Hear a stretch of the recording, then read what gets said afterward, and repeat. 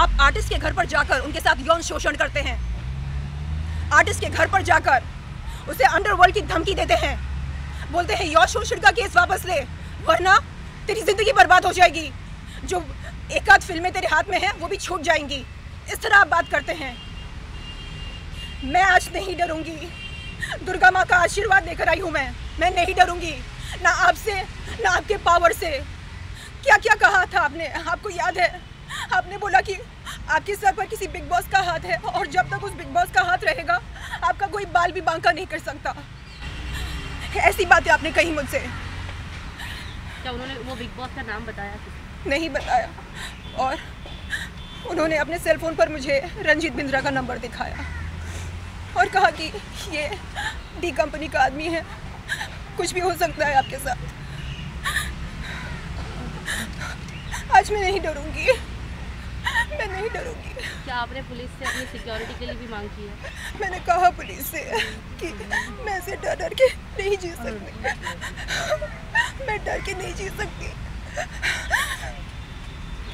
तो आपने अभी शिकायत क्या की? मतलब उन्होंने पेमेंट नहीं दी है और आपने बात यहाँ पर सिर्फ पेमेंट की नहीं है, बात सिर्फ पेमेंट की नहीं है। ये जो डर का माहौल बना कर रखा है, मैं आई कांट टेक दिस।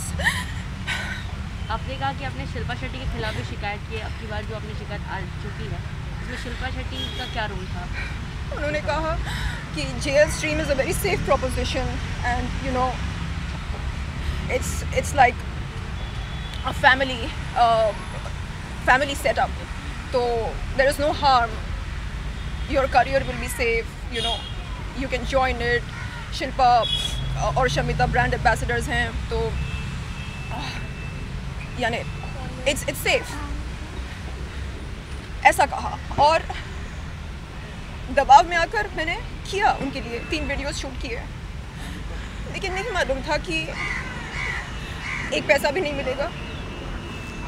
बात यहाँ पर सिर्फ ये नहीं है कि मुझे मेरे पैसे नहीं मिले हैं, बात ये है कि कब तक ऐसा चलता रहेगा, कब तक आप लोग लड़कियों से जिस्म की नुमाइश करवा कर उन्हें ऐसे चूना लगाते रहेंगे। This has to stop somewhere। आपको क्या लगता है आप अंडरवर्ल्ड की धमकी देंगे, हम एक बार डरेंगे, 2 बार डरेंगे, बार बार नहीं डरेंगे? शर्म आनी चाहिए आपको, शर्म आनी चाहिए। खुद को बिजनेसमैन बोलते हैं। Is this business? Is this ethical business? This is not the way to conduct business। And very conveniently you seem to forget the facts that had taken place on 27th March 2019। Shilpa से बात करवाई थी 19 अप्रैल 2021 के दिन। शिल्पा कहती है, hey Sherlyn, my husband is not a Shakti Kapoor. और मन ही मन मैंने बोला, you're right, he's the बाप of the फिल्मी शक्ति कपूर।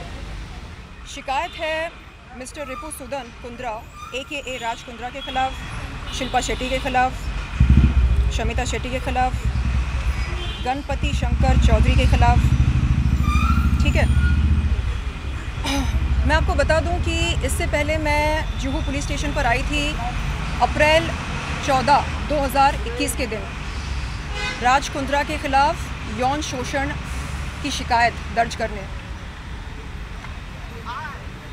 19 अप्रैल 2021 के दिन राज कुंद्रा मेरे घर पर आए।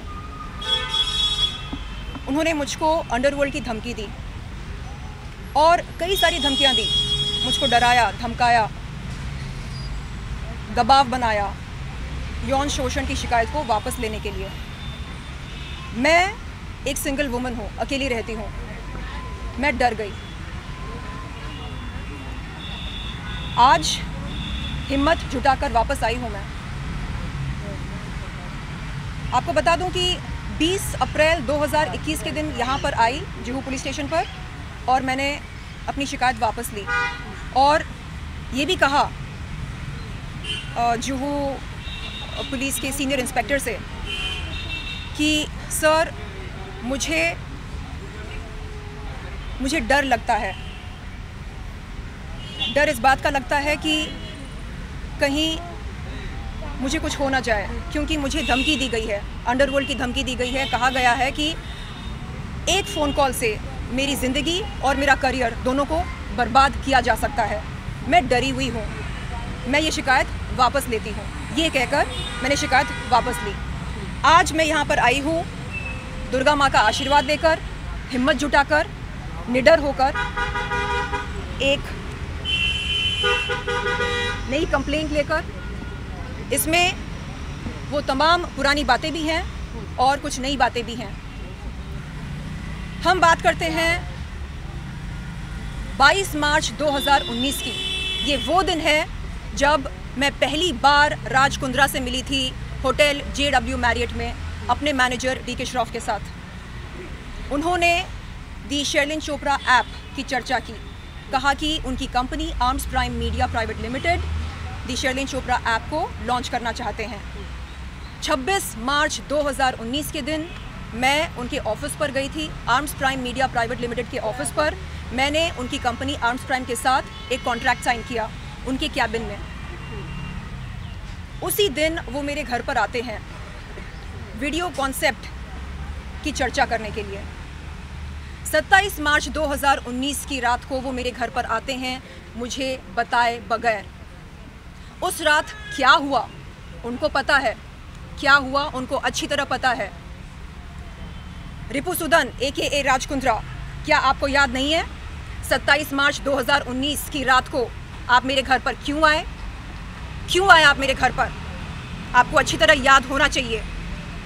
आपने क्या किया मेरे साथ, आपको अच्छी तरह याद होना चाहिए। आपने मेरे साथ यौन शोषण किया, आपको अच्छी तरह याद होना चाहिए। आप नहीं कह सकते कि आपकी याददाश्त कमज़ोर है।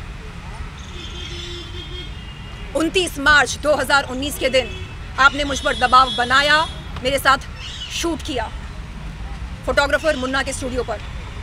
मैं आपको क्रोनोलॉजी समझा रही हूँ। उसके बाद 29 सितंबर 2020 से लेकर जून 2021 तक राज कुंद्रा,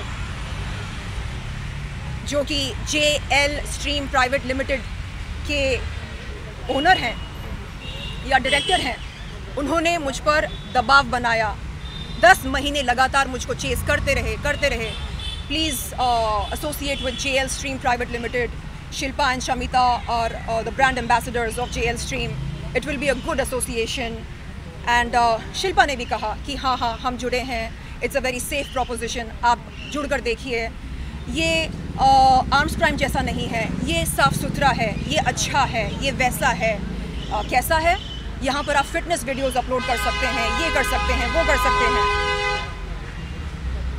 फाइनली 24 जून 2021 के दिन मैं जाती हूँ राज कुंद्रा के JL स्ट्रीम प्राइवेट लिमिटेड के ऑफिस पर, जो कि है अंधेरी वेस्ट में। वहाँ पर हमारी बातचीत होती है। वो कहते हैं कि चलिए ठीक है, हम शुरुआत करते हैं 3 कॉन्सेप्ट वीडियो से। और हमारे बीच ये बात हुई थी कि हर वीडियो का मुझको 16 लाख रुपए दिया जाएगा। मैंने 3 वीडियोस शूट किए, टोटल बनता है 48 लाख, जिसमें से मुझको आज तक एक पैसा नहीं मिला। मेरा सवाल ये है, लड़कियों से जिस्म की नुमाइश करवा के आप उनकी पेमेंट क्लियर क्यों नहीं करते? आप उनको चूना क्यों लगाते हैं? आप उनको टोपी क्यों पहनाते हैं? क्या ये होता है एथिकल बिजनेस? आपको बिजनेसमैन बनना है, जाइए सीखिए टाटा कैसे बिजनेस करते हैं, एथिक्स के साथ करते हैं, जो वादे करते हैं उन्हें निभाते हैं। आप क्या करते हैं?